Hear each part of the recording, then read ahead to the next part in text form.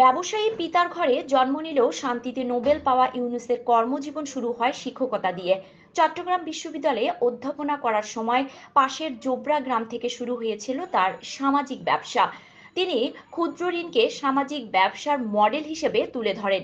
দেশের আর্থসামাজিক উন্নয়নের পাশাপাশি নারীর ক্ষমতায়নে তার ক্ষুদ্র ঋণের মডেল সারা বিশ্বে সমাদৃত হয়। জোরবার তেভাগাছ সেচ ও খামার প্রকল্প থেকে পরবর্তী সময়ে প্রতিষ্ঠা করেন গ্রামীণ ব্যাংক। বিশেষায়িত এ ব্যাংকের মাধ্যমে সারা দেশে ক্ষুদ্র ঋণের বিপ্লব ঘটে।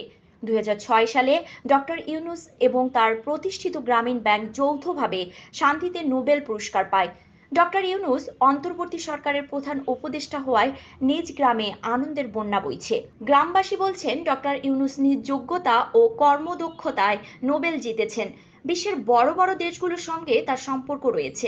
এ সম্পর্ক ও মেধা কাজে লাগিয়ে দেশের অর্থনীতিকে সমৃদ্ধ করতে পারবেন তিনি। বাতুয়া গ্রামের বাসিন্দা 70 বছর বয়সী আবুল হাসান তিনি বলেন, ডক্টর ইউনূস মেধাবী ছিলেন। এ গ্রামেই তার জন্ম।